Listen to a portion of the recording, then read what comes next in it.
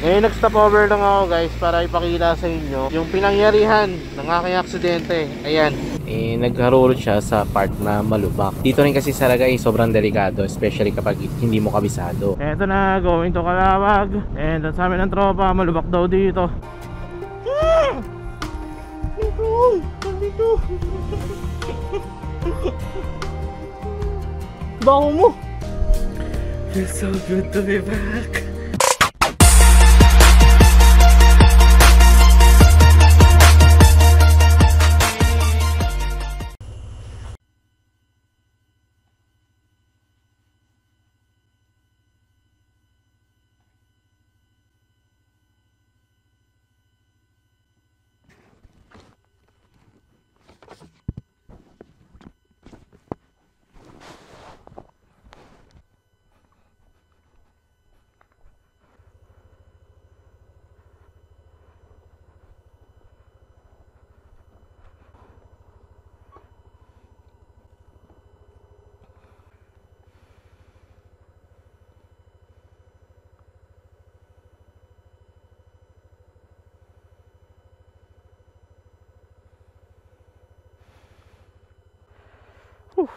Here we go. Let's go, NMAX. Let's do this. Nag-take off tayo dito sa Ginubaran Albay ng 3:45 AM. And this is it guys. Ito na yung araw na kung saan uuwi ako ng Cavite. Brief history lang din. Totoo lang, maglilimang buwan na ako dito sa Bicol dahil sa natamo kong aksidente last March 18, 2024.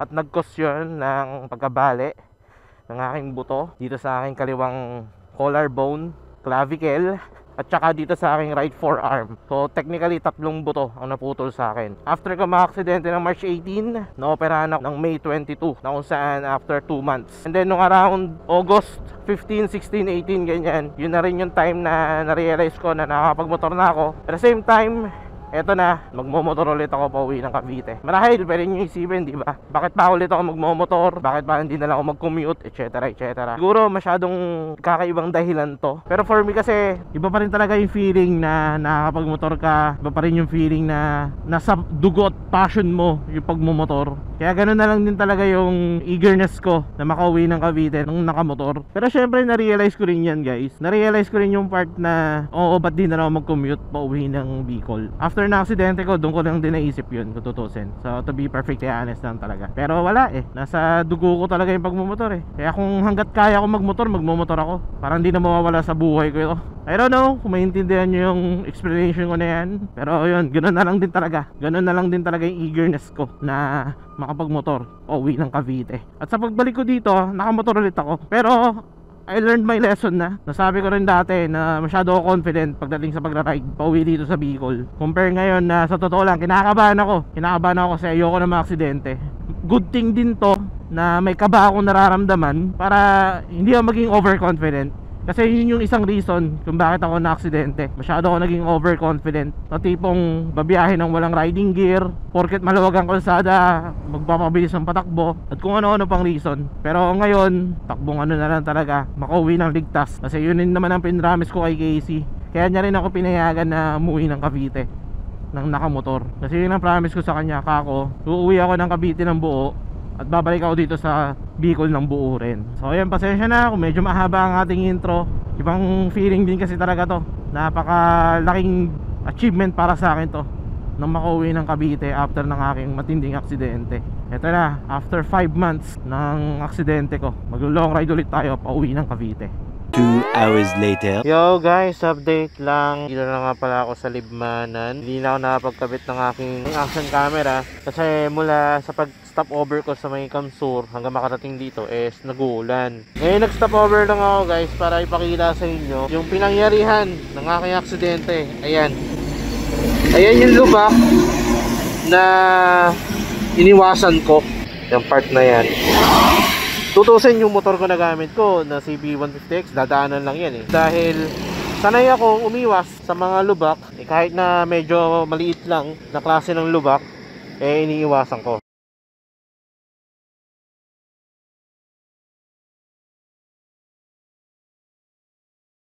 Ayan. Iniwasan ko to, tapos dito ako dumaan na hindi ko namamalayan na meron palang paparating na motor. Pababa kasi yan guys, di ba? Doon ako galing. Habang umaakit ako dito pataas, hindi ko napansin na meron na palang motor dyan. Kaya yung visual ko noon, hindi ko namalayan na meron pa palang papasalubong na motor sa akin. Isa pang gusto ko i-clarify guys, kung mapapansin nyo, may dalawang solid white line dyan. Dito kasi sa Bicol, hindi na update kapag nagro-road widening sila. Kung tutusin, dapat itong white line na to nandun na sa dulo eh. Wala na yan eh. Dapat ano na yan eh, broken white lines na yan eh. Kaya sa mga nagsasabi na parang ba't daw ako nag-overtake sa solid white line, etc etc. Dito kasi sa Bicol guys, may mga road widenings na hindi na na-update yung road markings. So yun, gusto ko lang i-clarify sa inyo. Hindi muna ako mag-vlog or magkakabit ng camera kasi magpo-focus lang din muna ako sa biyahe. Maulan-ulan din kasi papansin nyo, may makapal na ulap dun. Para sigurado, update na lang guys. At eto na nga guys, since wala tayong nakakabit na action camera, i-utilize na lang natin itong Insta360 na pinairam sa akin ni Casey. Ganun pa man, habang binabaybay ko ang lugar ng Ragay, ina-expect ko na malubak dito. Since malubak nga ang part na to, mabagal lang din ang takbo ko para safe na rin. Especially 5 months din akong hindi nakabiyahe sa lugar nito. Pero sa ngayon, mas worse siya kaysa nung huling biyahe ko. Maliban sa nag-uulan, lumalim din yung mga lubak na dating parang simpleng potholes lang. May isa pa nga ako dito nakasabay na parang hindi niya kabisado yung lugar, nagharol siya sa part na malubak. Dito rin kasi sa Ragay sobrang delikado, especially kapag hindi mo kabisado. Unpredictable din yung mga lubak na nagsisisulputan sa lugar na to. Kaya kahit na ilang beses na akong pabalik-balik ng Bicol at madalas dito ako dumadaan, hindi ko pa rin nire-risk na magpatakbo ng mabilis sa part na to. Kasi nga yung mga lubak dito is kala mo parang mga kabote na kung saan-saan na lang nagsusulputan. Dito ko rin pala naranasan yung safety feature ng aking Yamaha NMAX. Hindi yan nata sa video, pero may mga times na kapag dumadaan ako sa kurbada at may nadadaanan ako madulas na klase ng kalsada, sample na lang yung mga parang patchy ng kalsada. Yan, once na dinaanan mo yan, possible kang dumulas. At the same time, may ilan na akong nadaanan na ganun. Good thing na lang din, merong safety feature itong Yamaha NMAX. Meron siyang traction control na kung saan kada dumadaan ako sa madudulas na part na kalsada, instead na bumagsak ako, parang ang ginagawa ng motorcycle or ng traction control is kung saan niyan tinatayo yung motor na gamit ko. At the same time, parang kina-cut off niya din yung engine para umangat yung motorcycle na gamit ko. Hanggang sa nung nakarating na rin ako ng Tagkawayan, dito ko naramdaman yung sobrang katagtagan ng kalsada na to. Actually, habang binabaybay ko tong Tagkawayan, sa totoo lang masakit siya sa kamay. Nung dating hindi pa ako naoperahan or nung dating buo pa yung aking kamay, specifically yung forearm ko, may nararamdaman na akong sakit dahil sa tagtag ng kalsada. Mas worse ngayon kasi kakagaling ko lang sa opera, at the same time, may bakal na rin yung aking forearm. Good thing na nga lang din na-upgrade natin yung suspension netong aking Yamaha NMAX. Yung rear suspension, pinalitan natin ng KYB, kaya medyo smooth na siya compare sa stock. At the same time, yung front end naman or yung front shock is naparepack na rin natin para hindi na rin siya ganun katagtag. Pero still, kahit na na-upgrade na natin yung suspension, may nararamdaman pa rin ako sakit. Kasi ibang klase talaga yung kalsada dito sa Tagkawayan. Parang literally adventure bike na or yung mga motorcycle na may electronic suspension ang hindi makakaramdam ng tagtag dito sa Tagkawayan. 82 kilometers later. Dito na tayo sa may Tabugon. Going to Gateway to Bicolandia na tayo. Muntik ko nang hindi kayanin yung tagtag dyan sa may Tagkawayan. Ang sakit sa kamay. Pero still yan, after 5 months nang hindi natin nakapagmotor, eto, makakapunta na ulit tayo dito sa Gateway to Bicolandia. Pa-picture lang tayo doon, biyahe na ulit, pauwi ng Cavite. Time check natin is 8 AM. Umalis tayo sa Ginobata ng mga 3:45. Halos 4 hours na rin tayo bumabiyahe. So far, itong kamay ko, hindi naman siya masakit nung nasa Bicol pa ako. Pero nung dumating na ako dyan sa may Tagkawayan, kung saan matagtag ang kalsada, yun, ramdam na ramdam ko yung tagtag. Medyo masakit din siya sa kamay.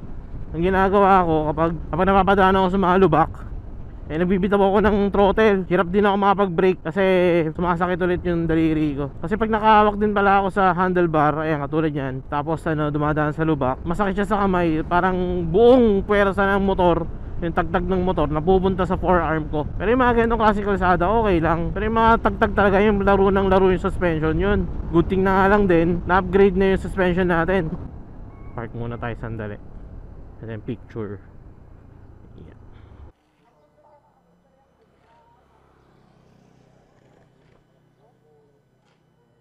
Eto na, going to Calawag. And ang sabi ng tropa, malubak daw dito. Hindi nga pala alam ng nanay ko na uuwi ako ng Cavite ng nakamotor. Ang alam niya, or ang pinaalam ko kasi ko-commute ako. Hindi ko talaga mapigilan. Hindi ko mapigilan na hindi magmotor. Eh yun din naman, ano rin naman ako, safety na rin talaga ang pinapairal ko ngayon, especially kapag ganitong long ride. Hindi na ako tulad dati na parang may hinahabol na oras, may binibit na oras, ganyan. Actually kanina nga may sumasabay sa akin na NMAX. Usually kapag ganun, hindi naman sa pinapatulan, pero parang may pacing din ako. Pero ngayon Pinauna ko na lang siya kasi nga ganoon din naman eh. Di naman ako naipagkarera, wala rin naman ako hinahabol na oras. Importante makauwi na ng safe at makauwi na ng buo, walang aksidente. But anyway, nandito pa rin tayo sa Calawag, patintero sa lubak. Focus na lang din muna ako sa biyahe, kaya balita na lang kung ano man sunod na magaganap. 3 hours later. Gasap muna tayo guys. Actually may 1 bar pa after ng 232 kilometers. Pero papa-full tank na rin ako dito, tapos compute natin kung ilang kilometers ang mako-consume. Pula boss, full tank. Kaya pa ba 320 boss? 320. Thank you. 320, compute natin. After 5.6 liters, i-divide natin yung total distance sa 5.6 liters. 232.5. 232 divided by 5.6, 41 km per liter. So matipid din siya kung tutusin. Ang pacing natin 80-80. Anyway, sana magtuloy-tuloy na tong good weather para kahit paano makauwi tayo sa Cavite nang hindi na nagkakapote. So update ko na lang kayo ulit, okay? So ano yun, nalobat ako guys. Hindi ko na napakita sa inyo yung pagbaba ko dito sa zigzag road. After ko dito, ano na, dire-diretso na to. Direktahin ko na to hanggang Cavite, hanggang bahay, kasi yan, gusto ko na rin makauwi. Miss na miss ko na rin yung lugar na yon. Tapos yung mga pusa namin, tagal ko na hindi nakikita. Yan, pagbuwi ko, yakapin ko agad yung mga pusa na yun. Sana kilala pa nila ako. Kilala pa ako nila Cleo tsaka nila Queen.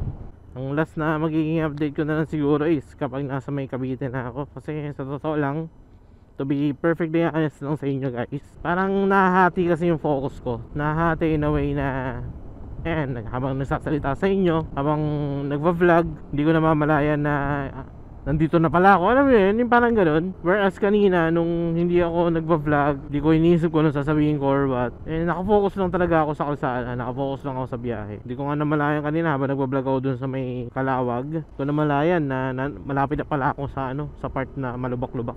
Focus na lang muna ako sa biyahe ko. Anyway, status update regarding sa aking kamay so far. Clavicle, kahit pa paano, wala akong nararamdaman na sakit unless malubak na matindi. Sa kamay ko, mostly daliri ko, medyo masakit na rin siya. Siguro dahil kaka-apply ng brake, ganyan. Actually, one finger na nga lang din yung ginagamit ko sa pag-brake. Yung wrist naman, so far wala naman ako nararamdaman. Parang normal pa rin. Ang masakit lang sa akin, daliri, tsaka yung palad. Pero yung mismong buto, yung mismong bakal, good thing wala naman tayong nararamdaman na kakaiba or masakit. But yun nga, mula dito mga 3 hours pa ang biyahe hanggang makauwi ng Cavite. So bali-balita na lang guys kapag nasa may Cavite na ako, okay? 10 seconds later.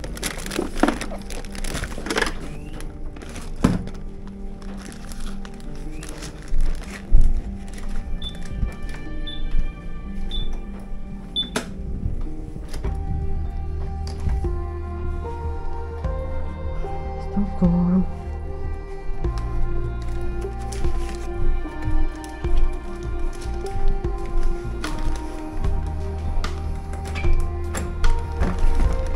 Pling plong. Pling plong. Pling plong pling pling. Miss niyo ako? Ha? Miss niyo ako? Miss pling pling. Hindi na kilala? Ha? Ikaw? Saan ka pupunta?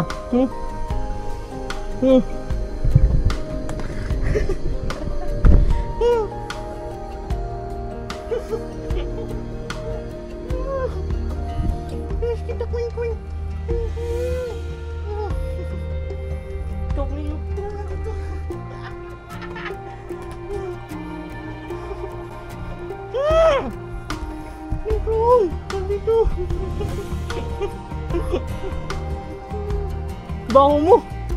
Bango, hindi ka pa naligo! Hindi ka naligo! Ay! So good to be back! Feels so good to be back! Grabe! After 5 months, so mag-aayos muna ako ng kwarto kasi medyo magulo siya ngayon. Anyway, ito ka nang tapusin ng vlog. Maraming salamat sa pag-like, pag-share, maraming salamat sa pag-comment. You all know the drill. Ride safe. Peace out. Solid. Ay, naiyak ako.